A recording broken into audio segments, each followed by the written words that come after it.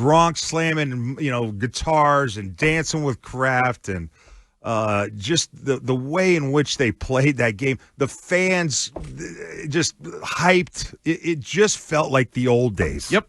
Last night felt like the old days, and I couldn't help but be excited about it, and just unbelievable. I can't believe that this is the team we're watching. We knew they were going to be better. We knew Drake had special skills, but none of us could have imagined this, right? Yes, and recently you had to, Fitzy, create those spectacles, try to drum up interest in games and promotions and different. Last night had that, as Ted said, you had Gronk spiking the guitar, you had the little stage set up for Amazon Prime. It's a standalone night game. They had special lights and stuff in the crowd for, I don't know if those were wristbands. There was nothing manufactured. This was, hey, you're one of the best teams in football, and we're going to enjoy this ride right it through the end when you get Drake May and Mike Vrabel professing their love for each other on the Prime post-game set. Mm-hmm. Fitzy, this was I would hate to be a Jets fan watching this, I guess I would say, because the other side of that shoe is like, are you effing kidding me? Aside from the fact that Jets fans are trying to talk themselves into, all right, we whiffed on Vrabel, maybe Glenn's okay. If he gets his culture and his program in place, maybe we can do this in a year or two, which I think is an absolute fool's gold. Like, that is just absolute errand and folly. But aside from that, it's got to be miserable for them. And, it feels embarrassing on our end, but nobody's apologizing for it. I love seeing a big halftime show. I love all the lights and paraphernalia. I love Gronk being back in the house and everyone hooting and hollering for one of their top 5 Patriots of all time. They had the special camera following Drake May in on the field during the player introductions. You've got all sorts of lights and pyrotechnics and fans staying late and calling into the show all lubed up well into the night. Like, it is, I hate to say, an embarrassment of riches right now. It truly is. It's an embarrassment of riches for a team that was supposed to suffer or languish or just be middle of the pack for so much longer. And we're talking about the Jets being, they must be down about last night's game and what their future looks like. How about the Bills? How about if you're a Bills fan and you're watching that game last night and you hear how Josh Allen and Sean McDermott have been talking all week, and particularly after that last game where they just got drilled by the Dolphins. What are they thinking in Buffalo right now when they're watching that game? What are other teams in the AFC thinking when they're watching that game last night? Absolutely. I mean, the Bills kind of have a must-win. If you want to hang with the Patriots, if you want to think that game's going to matter when you play them, you better beat the Bucs. You better keep pace because you're falling behind. And that one question we had, Ted, the trap game question, lasted, like 9 minutes? Because that opening drive, I was like, oh, is this going to go down that road? And then Drake May got the ball, and they responded, and I was like, okay, all's right in Patriot Nation again. Yeah, well, but it was a one-score game for 3 quarters. But were you worried? No. Okay. No, I was not. But nonetheless, it was still a one-score game. And that, you were talking about traits from the old days, that was another one where, they had a one-score lead for 3 quarters, but did it ever feel like their lead was in jeopardy? And you lived that life. That 04 team, that era. That 03 team. Remember, I believe it was in Cleveland, Bethel Johnson returned the opening kickoff, and it was like, well, this game's over. Yeah. They got a 7-0 lead 4 seconds into the game. Your defense was not going to allow the Browns to overcome and not that this defense is that dominant, because we will get into the opening drive I think it's stuff. a little bit better than what you guys were giving them credit for last night. I thought you guys were a little hard on the defense last night. The linebackers, not that fast. Well, that was part Mike. Because Mike postgame said, what happened on the first drive? And they said, well, a lot of the quarterback's faster than a lot of the guys we have on defense. Yes, but he would have outran a lot of linebackers. No, I know. And it's a little bit of a high school offense. That also bothers me. Like, you're running speed option down the line. And so if we're going to talk about the opening drive, it was bad, but it's kind of like, okay, so you guys came in and you guys are going to do zone reads and run your quarterback. Okay, what are you going to do in the second series and the third series? Because we got it. Yep, 3 and out. They had nothing else after that, right? 3 and out. Right. So it was a fun game. We have lots of talking points today. The coach, the quarterback. How'd you feel having those guys sit down next to each other on Amazon Prime while the fans that were still at Gillette were chanting MVP and they were they were talking about how much they love each other and why one of them's here and why one of them wants to be here for so long. And I could see how the love runneth over last night. It's one of your romance novels, those two. A little bit. Drake May in the post game, how he was so relaxed and he was joking around. This was a validating win in their eyes. Just to be at home on a big stage. To kind of get your ninth win in a row, and basically our eighth game in a row.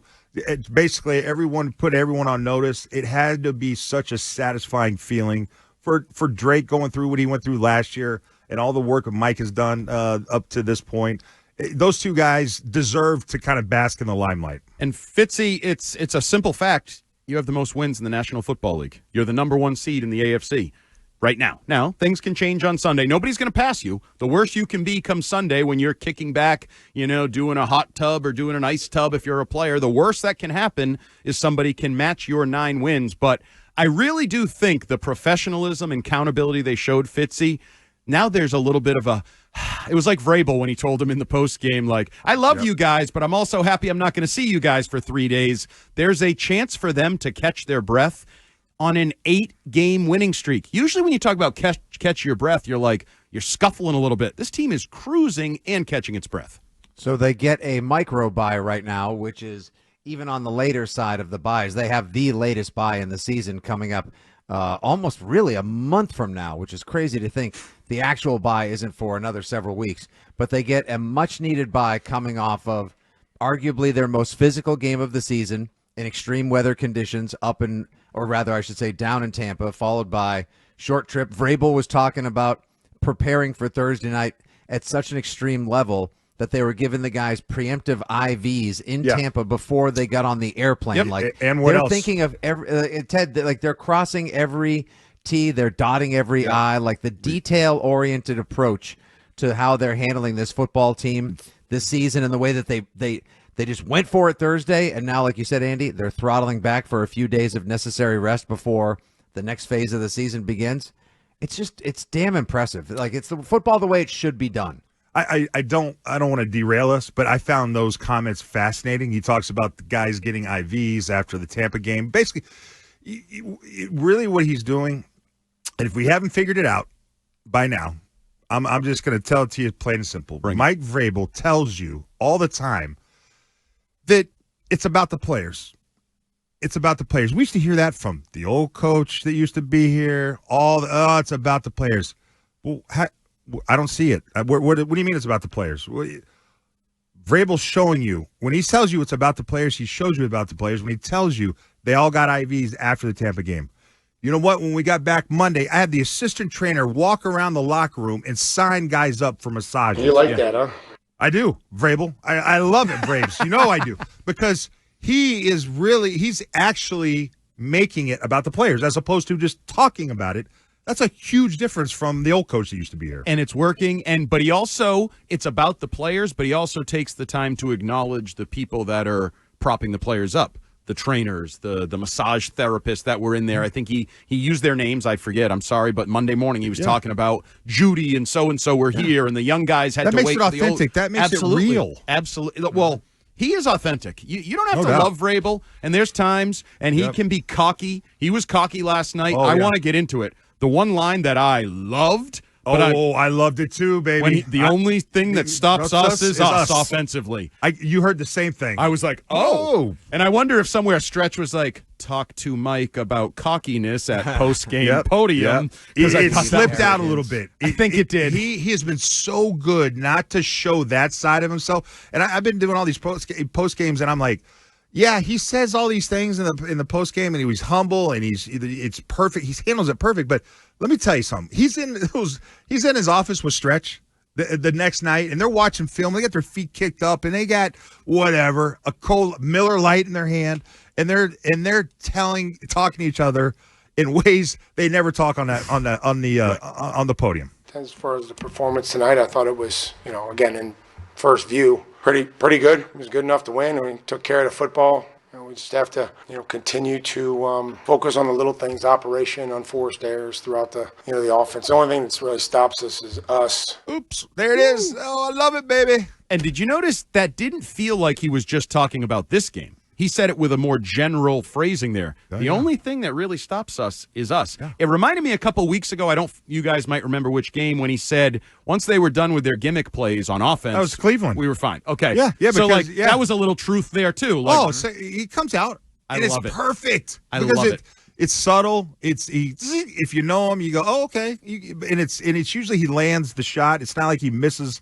He'll get you if you're paying attention. And so his real personality comes out. But overall, don't you think his overall demeanor is perfect for kind of keeping everyone grounded and everyone kind of humble, right? I mean, you watch the video of him in the tunnel, Fitzy, and Christian Barmore almost jumps into his arms. Like, he's so excited. And then McDaniels and Core, so his coordinators are happy. His highest paid player is happy. Then there's a couple other guys that I'm like, I don't really know who that is, but that guy's excited too. Del Pettis is getting a shout out like, this is Del's game. Like, I told you, Del took an opportunity here, and we're learning that when you get it's so, the way he, I don't want to use the word manipulates because that has like a negative I would say motivates, orchestrates from behind the scenes is truly fascinating, is truly a marvel to watch, especially coming on the heels of Fitzy. We watched very closely a very different organization, coach. That's kind of you to call it an operation last year. Yes, it was an operation something. It's just the juxtaposition of these 2 years on so many levels. Like, obviously, Andy, they won 4 games last year. No, I'm talking about everything from start to finish, their days, their weeks, their press conferences, their leadership, the things, the play. It couldn't be more different, Fitzy. Yeah, and that's – if this were just moving along as it were – we would appreciate it because we've seen great football. We've seen great football operations. We know what a top-tier operation and organization looks like. But to see this coming off of the decline and dysfunction that pervaded the final couple of years and dogged Belichick, just the chaos and sadness, really, that came from last year as well, it just makes all of this that much easier to appreciate. And fans are savoring it. I mean, fans online have gone bananas. The Pro Shop is now the place to be all over again. The Patriots are dominating likes and clicks everywhere. They're leading every cable, if not national TV show. They are everywhere. So what is the national takeaway, Ted, on this? Are people more impressed? Or are they going to continue to be, you beat the Jets, like, am I supposed? And, Drake May only threw 1 touchdown. Are we going to look like nitpick? You guys are excited about Travion Henderson? He averaged 3 yards a carry. That's the midday show. And we almost got to, we got to balance out all of our flowers with, but Kyle Williams was targeted 3 times and they got no catches. And they kind of bungled that into the first half. A drive there, where they missed the field goal, but they could have gotten closer and gotten more points. We're going to go in the negative. I just don't think you want to lead with it. No. Like it's not the lead. But to answer your question, I don't know how the national media, if anybody was kind of on the fence, this doesn't kind of tip them over. Like Greg Olson, I'll be curious to hear what he has to say. It's a great one. Bart Scott, I'd be curious. To hear what he has to say in 3 weeks. He said some interesting things today that we're going to play later. But I just think it's the Jets. Yeah, it was the Jets. And it was also on a short week against a division opponent after a very physical game in Tampa. So, don't give me that it was the Jets and you're way better than the Jets. You know what? Any team can get beat anytime. And when you factor in those other considerations, that was a good win last night for the Patriots. It was a very good win, workmanlike, businesslike. I don't know what you want to call it, what the description you want to use is. But their Dan Ball's stat of the night is teams to score 23-plus points and allow 23 or fewer points in 8 straight games in a single season, Ted Johnson. The 61 Oilers, it's down my team. your Love way. you, blue, baby. The 84 49ers. Oh, that was a great team. Bill Walsh, yeah. And the New England Patriots in 2025. That's and awesome. I'm done with the list. That is the list. It? The first one won the AFL championship, Houston, in 1961. The second one won the Super Bowl for the 49ers in 1984. They won a few in the 80s. And the third one, TBD, but we'll see you in January because you're well on your way to your number 1 seed.